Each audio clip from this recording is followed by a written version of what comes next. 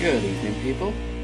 I'm Oliver Caveney, and this is the Techi Online News on the 19th of March 2012. Now, I'm sure you all went to the iPad launch last Friday at the Apple stores.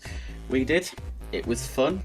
But last night, Apple announced a conference call to discuss its $100 billion cash flow. A conference call that was hosted by Tim Cook, the CEO.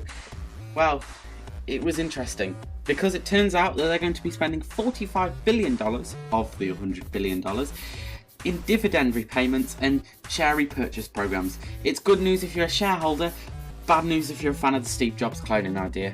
That was my favourite. Pirate Bay is going to take its servers into space.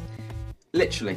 Using the new Raspberry Pi computers, they'll be putting low-orbit server stations, or LOS for short, into the sky so that the only way they can be shut down is if we get some planes and literally shoot them down.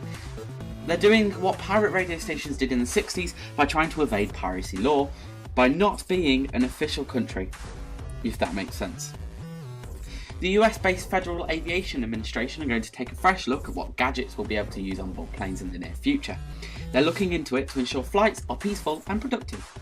Airlines have been telling people to switch all devices off, including Kindles and alarm clocks. They say the reasoning behind this is that they have to test all devices before they can be used on board, and apparently this costs a little bit of money. The official Olympic torch relay interactive map is now live. You can view it at the address below and zoom in and see where it's going. It doesn't, however, look like it's going past the Techi production offices. And finally, Vodafone UK CEO Guy Lawrence has attacked Ofcom in the metaphorical sense about their decision to allow Everything Everywhere, the owners of Orange and T-Mobile, to launch their 4G service. Yes, 4G in the UK by the end of the year. That will be ace, especially for those new iPad owners. Anyway, that's all I've got this week. I'll be back soon with some more news, but for now, ta-ta.